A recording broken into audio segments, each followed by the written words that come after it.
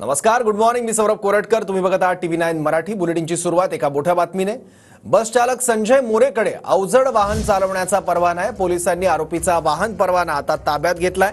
संजय मोरेला कामावर ठेवताना निकष पाळले का, हेही आता पोलीस तपासणार आहेत. बेस्टच्या काही अधिकारी कंत्राटदारांची चौकशी होण्याची शक्यता आहे. संजय मोरे मिनी बस चालवायचा, मोठी बस चालवण्याचा त्याला कुठलाही अनुभव नव्हता, अशीही माहिती आता समोर येते आहे.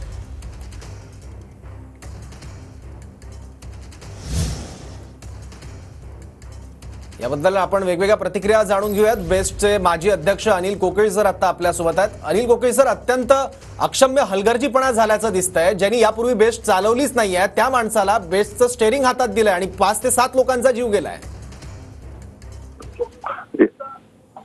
या संदर्भामध्ये मी एवढं सांगेन की ज्या दिवशी ज्या वेळेला वेटलिस्टच्या बसेस ह्या सुरू झाल्या, त्या वेटलिस्टच्या बसेस सुरू झाल्या त्यावेळेलाच ऑब्जेक्शन्स वगैरे घेतलेले होते. त्यांचा मिनिमम जे काय बेस उपक्रमाचे असतात ते पाळले जात नाहीत. त्यांच्यावर कोणाचं कंट्रोल नाहीये आणि कंट्रोल नसल्यामुळे हा सगळा प्रकार घडलेला आहे. बेसच्या स्वतःच्या बसेस असत्या, बेसची स्वतःच्या ड्रायव्हर असते तर अशी घटना घडली नसती. कारण आजपर्यंतचा इतिहास आहे की बीएसटीच्या स्वतःच्या बसेस आणि स्वतःचे ड्रायव्हर असतील तर त्यांना व्यवस्थित ट्रेनिंग दिलं जातं. त्यांना डेंडोशीला ट्रेनिंग सेंटर आहे आणि अतिशय 1% पेक्षाही कमी अपघात या बेस्ट उपक्रमाचे याच्यापूर्वी झालेले आहेत. परंतु वेटलीच्या या भाड्याच्या बसेस घेतल्यामुळे आणि हे कुठलेही ड्रायव्हर घेतल्यामुळे हे असे प्रकार वारंवार घडत आहेत आणि याबद्दल आम्ही सातत्याने बेस्ट प्रशासनाचा निषेध केलेला आहे. त्यानं सातत्याने त्यांच्या निदर्शनास आणलेलं आहे. तरी सुद्धा प्रशासन इकडे जाणीवपूर्वक दुर्लक्ष करत आहे असा आमचा आरोप आहे. म्हणजे कंत्राटी पद्धतीमुळे हा सगळा प्रकार घडलाय. कंत्राटी पद्धतीमुळेच हा प्रकार आहे आणि हा अतिशय दुर्दैवी प्रकार आहे.